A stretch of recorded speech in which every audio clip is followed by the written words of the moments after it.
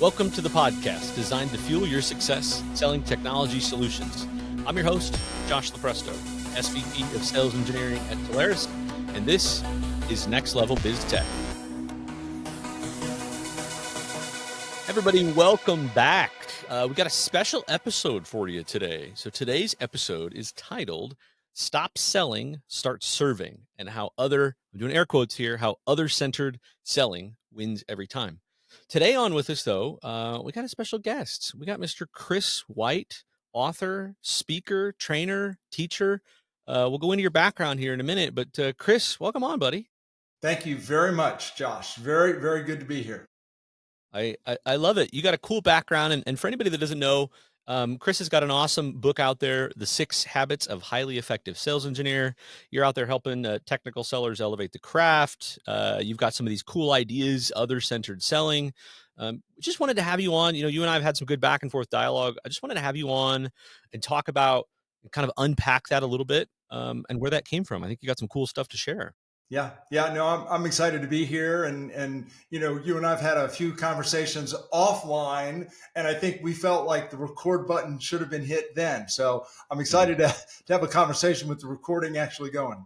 Indeed, and it'll be a much more positive conversation than our last one about Notre Dame football. We will leave college football out of the conversation for the moment, anyways. I will state for the record, the committee is whack, and they got it wrong, and they got to get it better next time. That's all. We'll just leave it there. And I will state for the record that I do feel for the Notre Dame fans. I went to a Catholic high school. I have a lot of Notre Dame friends, and they are not happy. But I do have to make a shout out to my alma mater, JMU, aka James Madison University, who sort of backed in to the playoff. I think we're not going to do well against Oregon, but we're happy to be. Hey, I love the ability that anybody can get in. You know, these guys hire the right people. We were talking about Signetti. I think it's a cool story. They deserve to be there. Indeed. All right. So before we get through this kind of other-centered selling, for anybody that's not familiar with you, walk us through a little bit your backstory. How'd you get into sales? What led into the engineering? And then you got into this kind of like teacher-author thing. Yeah. So yeah, I'll try to go through quickly. And you know, I'll age myself a little bit, Josh. I graduated from university in the early 90s as an IT professional, and I was an IT architect for about 15 years, did a lot of consulting with primarily the federal government. I'm based here in the DC area. And, you know, it's interesting, Josh, I was about 15 years into my career, making more money than I thought I'd ever make as an IT consultant, doing exactly what I thought it was that I wanted to be doing. And I was miserable in my job. I woke up every day hating to go to work. And honestly, I thought there was something wrong with me. Like you're making great money and you're doing exactly what you studied to do. And you know, it's interesting. I found a career, like a professional career development coach, and I went through his program. And he said, you know, Chris, there's nothing wrong with you at all. You've just got talents and skills that need an outlet. And you probably feel like a caged tiger pacing back and forth because you don't have an outlet for that. And he was 100% right. So that gave me the courage to jump into sales as a sales engineer. I was an expert in a particular technology, got a job as a sales engineer. And as I like to say, Josh, I thought it was going to be brilliant because I could move a mouse and talk at the same time. Magic. Right? And here's the truth. I had no idea. In fact, the first time I heard the words sales and process in the same sentence, I had no idea what they were talking about. Like there's a process to sales? Like I thought we just showed up, we sort of spewed our guts and either they liked us or they didn't. Was a disaster at first, figured it out, became honestly the number one SE in my line of business for 5 years running, President's Club and all that. Moved into management and inherited a team. Discovered very quickly they were making many of the same mistakes that I was making when I first entered the profession. That was back in 2010. And I created a training program for my team then. And within the next couple of years, that team sequentially closed first we closed a $300K deal, then a $600K deal, then a $1.2 million. And the CEO finally, after a couple of years, he was like, "What are you guys doing?" And I told him a little bit about the training I had done. And over the next couple of years, on top of my day job, and by the way, at that point, I wanted to get the big bucks, so I moved into an account executive role. So now I'm Yeah. on the sales side of the equation. But along the way, I'd been asked to do training for other teams based on what I had done, and that's where I really found the passion for coaching, for training. And I, at one point, I realized if I'm ever going to do this professionally, I need to write a book. And you'll see a trend here. I actually found a publishing coach who helped me write the book, and that was in 2019. I published the book. Within about 6 months, some folks that run onboarding for Salesforce reached out to me on LinkedIn and said, "Hey, we've discovered your book. We love it. It's going to become required reading for all new hires coming Love into it. this role. And by the way, can you send us 200 books?" It was at that point where I thought, maybe I've Hmm. actually done something worth doing. And here's where the story takes an interesting twist.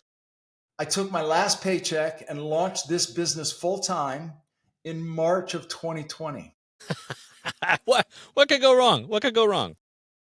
Thought I'd made the biggest mistake of my life, survived 2020. The business really took off, shortly after that. And here I am running this business full time. I train sales engineers, technical sales teams, AEs and SEs together. And it's just been a magical ride. So there's my background in a nutshell. I love it. I think for a lot of people, writing a book is a really, it seems like this big, crazy, how could I ever thing. Is you kind of went down that journey. I know you mentioned you kind of got a publishing coach and all that good stuff, but I'm a big lessons learned guy. What's the biggest kind of, oh, I thought it was going to be like this and then it turned out to be, way more difficult or way more easier? Kind of what was a big aha for you when just that process? Yeah, and it's probably, to answer that question, it's probably worth giving a little bit of context before. So I had actually tried to launch a business like this 2 or 3 years earlier. I actually bought into a franchise that does something similar to this. And just being very transparent with you and your listeners, I invested about 80 grand and I lost like none of that came back to me in any way, shape, or form. And what I realized was that in order for me to be successful in this, it had to be my material. The reason that failed was because I was trying to buy into a system Mm, that was turnkey, but it just wasn't me. And it's interesting, Josh. I attended a sales conference at one point along the journey and saw people like, frankly, you and me on stage speaking at this event. And all of them had written a book and then launched a business on the heels of that book. And I said, if I'm ever going to do this, I need to publish. And I tried. I tried for about a year, and I would go a few weeks of writing and then I would lose momentum for a few weeks, and then a few weeks of writing and then lose momentum. And when I found this coach, and I'm not sure if I found him or if he found me, the first conversation he and I had, he said, "Chris, if you do everything I tell you to do, when I tell you to do it, your book will be published as a number one best-selling new release on Amazon in 2 months or less." Now, I wasn't sure I believed him, Josh, but I desperately wanted to. And what was the aha moment? If you're going to write a book, you need to do it like a sprint, mm. not a marathon. My coach told me countless times, completion over perfection. Completion over perfection. Here's the interesting truth. Since then, I've actually inspired 2 or 3 other people to write books of their own, Uh, my following what I was taught. So that's it. And I believe everyone has it. Now, I failed freshman English 101. If I can publish a best-selling book, anyone can. And I believe all of us have a book in it. So a slightly Love it. long-winded answer, but I like hopefully it. that context provides a better answer. I love it. I love a good story. All right, so let's think about. I want to set this up for this, other centered selling concept, right? So you got a lot of powerful concepts. You do a lot of trainings, and you're teaching folks different things. But I think this is the one that sticks out. I think it flips traditional sales instincts a little bit on their head, right? Like we got a lot of 100%. people that have been selling for a long time, and we kind of just go, right? And it works. But walk us through, define the framework. What is other centered selling, and kind of why is it such a critical mindset shift for these sellers, these consultants? Yeah. And what you said is that it flips the traditional way of thinking about sales. That's an important foundation. The best way to think of other centered selling is it's the opposite of self-centered selling. And when people first hear that, I think they're put off a little bit. Like, I who are you was when you calling? told me. Right, right. Like, who are you calling uh, self-centered? Or are you suggesting we're self-centered, or are you suggesting I'm selfish?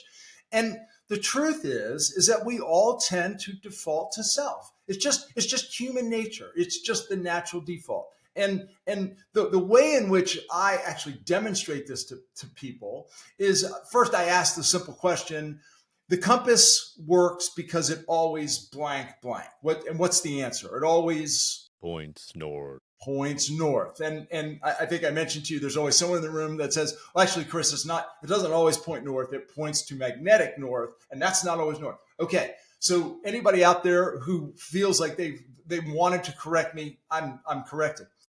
Here's the interesting truth. We all have a compass lodged right here in our psyche. And where does our compass, our mental, our psyche compass tend to point? It tends to point to self.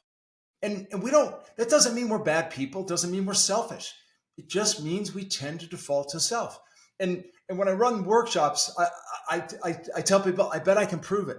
I always begin my workshops by taking a photo of the group. And then I ask if they would like to see the photo. And of course, they want to look at it. And I show them the picture. And about an hour later, we're talking about this other centered idea. And I say, I showed you a picture of this group about an hour ago. Whose picture did you look for first? And of course, the answer is I look for myself. I mean, think back to the last time you went on vacation with your spouse and your kids. Even the pictures that you're not in are a little less interesting. And that's our family, for Yeah. crying out loud. So what's the point?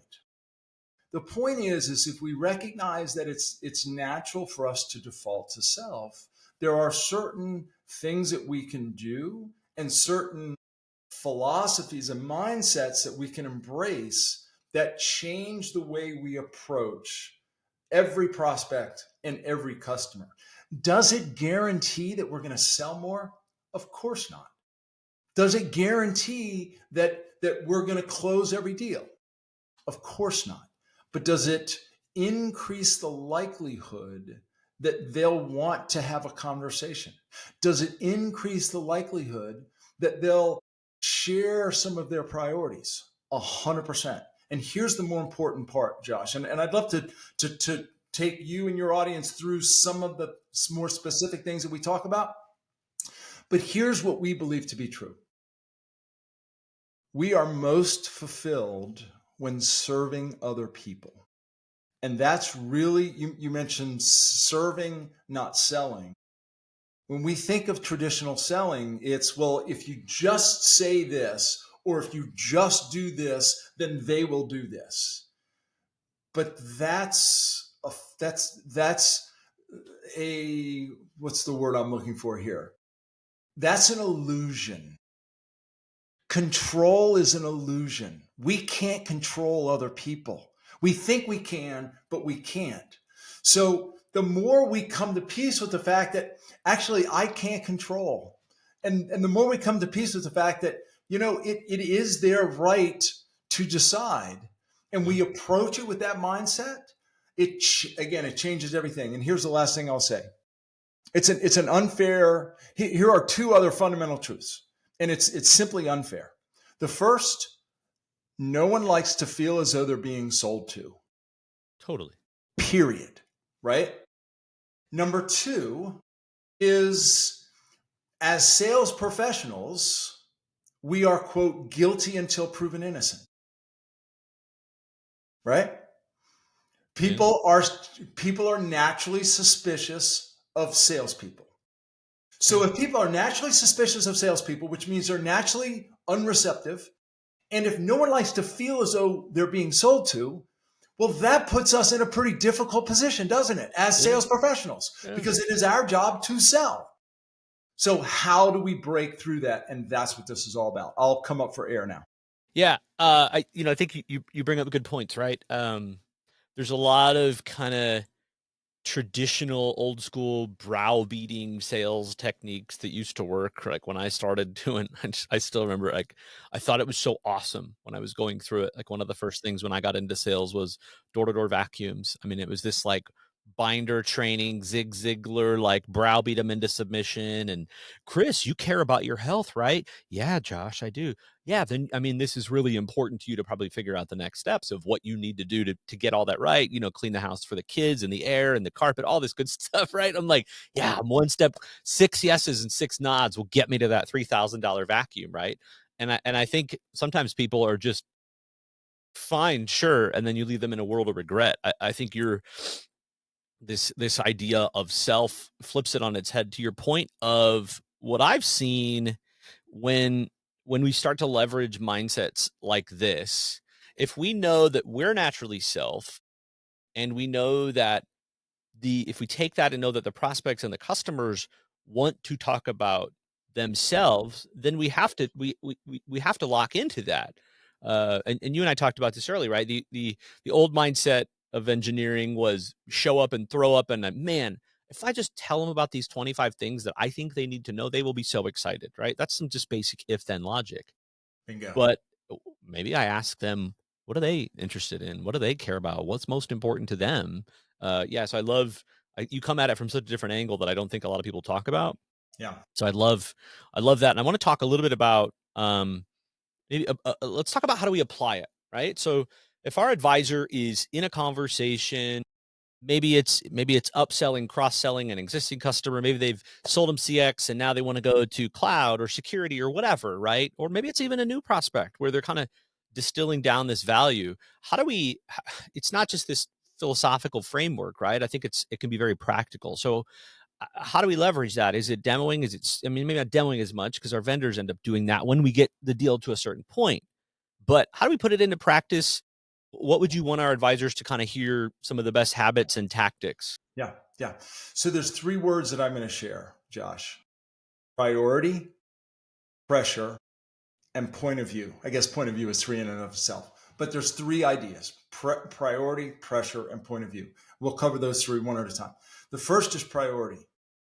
The seller, so anybody that we're approaching, assumes that we are our own priority because we're in sales, right? I'm sure you and some of your audience may have heard the term commission breath, right? Like I can literally smell it on your breath. Every word that comes out of your mouth is just tied to a commission. So the first question is, who are we going to make the priority in the conversation? Is it ourselves and our agenda, our desire to move them to the cloud, for example? Or is it the customer? And what we encourage people to do. And by the way, I've said we a couple times. I need to give credit where credit is due. I work with a sales training organization called Aslan Sales Training. That's ASLAN, like the lion in the Chronicles of Narnia. Love that. So this all of this material, all this work is part of the Aslan program. What we encourage people to do is before the meeting, literally before every meeting, take 10, 15, maybe 20 seconds to make the conscious decision to reset the compass. Make a conscious decision. Remind yourself and make the conscious decision. Okay, I know what I want to get out of this meeting, or I know what I want to get out of this lead or this relationship, but I'm going to put that aside or make that secondary and make them the priority. Just remind yourself this is about them, not about me. Now, some people hear me say this, Josh, and say, come on, Chris, tell us the truth. You've been lying till now. Tell us the truth. Do you really make a conscious decision before every single meeting to make the other person the priority? My answer is no, I don't, because I'm no more or less human than anybody else. And I forget sometimes to remind. I start moving fast. I forget. But here's the interesting thing. I can see the difference. I recognize the difference between the meetings in which I remind myself before the meeting, Chris, this is not about you, this is about them, and those in which I don't. And in those meetings in which I don't, I catch myself 10, 15, 20 minutes into the meeting. I realize that, oh my gosh, I am so just driving my agenda and not fully tuning in to what this individual cares about and making them the priority. So that's the first one, and that's where I'll pause. Make the intentional decision to make them the priority.